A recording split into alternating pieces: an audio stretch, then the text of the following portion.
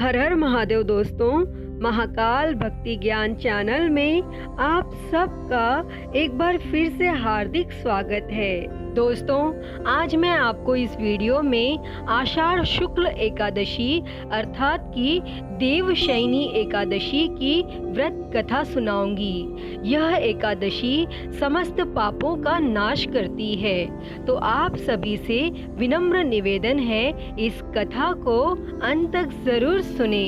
एक समय धर्मराज युधिष्ठिर ने भगवान श्री कृष्ण से कहा, हे केशव, आषाढ़ शुक्ल एकादशी का क्या नाम है? इस व्रत के करने की विधि क्या है और किस देवता का पूजन किया जाता है? तब भगवान श्री कृष्ण कहने लगे कि हे युधिष्ठिर, जिस कथा को ब्रह्मा जी ने नारद जी से कहा था वही मैं तुमसे कहता हूँ। एक समय नारद जी ने ब्रह्मा जी से यही प्रश्न किया था।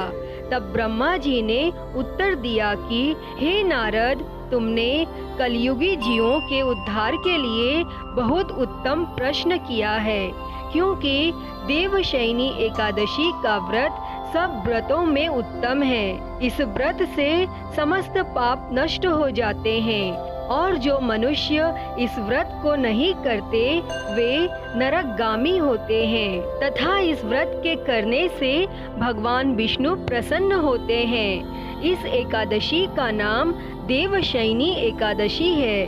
अब मैं तुमसे एक पौराणिक कथा कहता हूँ और तुम मन लगाकर सुनो। सूर्य वंश में मानधाता नाम का एक चक्रवर्ती राजा हुआ था, जो सत्यवादी और महान प्रतापी था। वह अपनी प्रजा का पुत्र की भांति पालन किया करता था।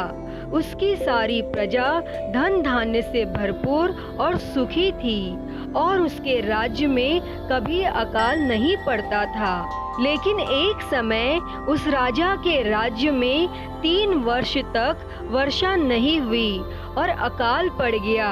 प्रजा अन्न की कमी के कारण अत्यंत दुखी हो गई और अन्न के न होने से राज्य में यज्ञादि भी बंद हो गए। और एक दिन प्रजा राजा के पास जाकर कहने लगी कि हे राजा, सारी प्रजा त्राही त्राही पुकार रही है, क्योंकि समस्त विश्व की सृष्टि का कारण वर्षा है और वर्षा के अभाव से अकाल पड़ गया है और अकाल से प्रजा मर रही है। इसीलिए हे राजन, कोई ऐसा उपाय बताओ जिससे प्रजा का कष्ट दूर हो।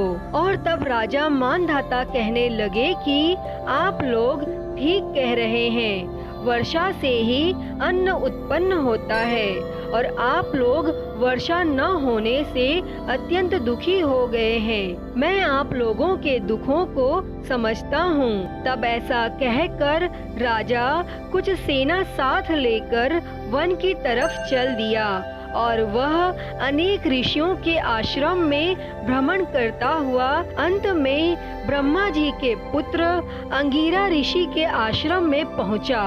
और वहां राजा ने घोड़े से उतरकर अंगिरा ऋषि को प्रणाम किया और मुनि ने राजा को आशीर्वाद देकर कुशल क्षेम के पश्चात उनसे आश्रम में आने का कारण पूछा।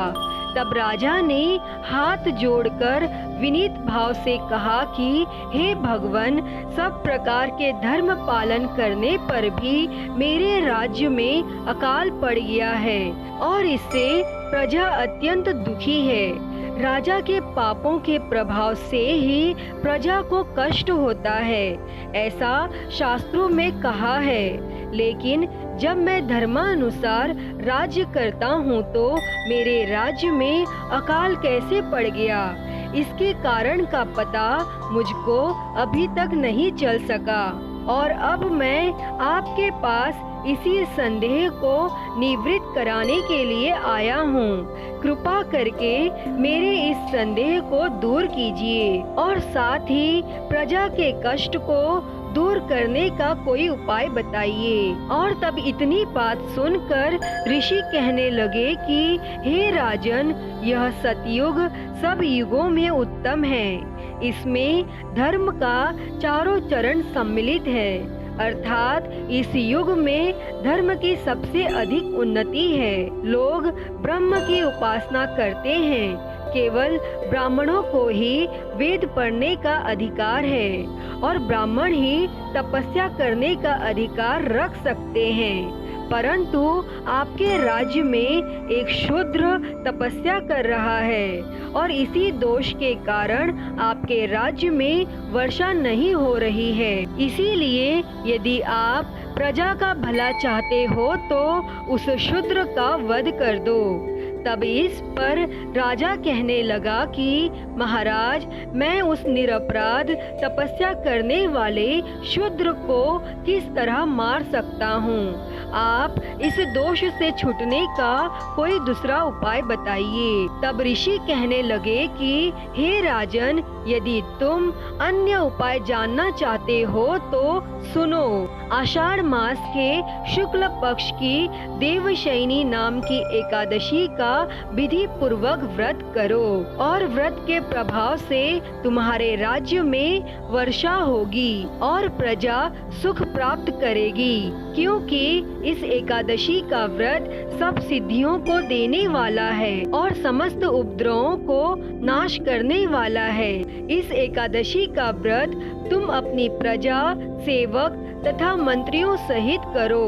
और फिर मुनि के इस वचन को सुनकर राजा अपने नगर को वापस आया और उसने विधि पूर्वक देवशयनी एकादशी का व्रत किया और उस व्रत के प्रभाव से वर्षा हुई और प्रजा को सुख पहुंचा। अतः दोस्तों, इस मास की एकादशी का व्रत सब मनुष्यों को करना चाहिए।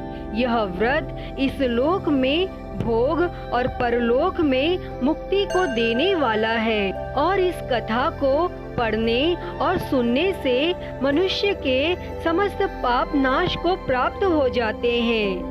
अतः हे भगवान, इस कथा को कहते, सुनते और हुंकारा भरते पर सदा सर्वदा अपनी कृपा बनाए रखना। तो बोलिए श्री हरि भगवान विष्णु की जय। तो दोस्तों, यह थी देवशयनी एकादशी की व्रत कथा।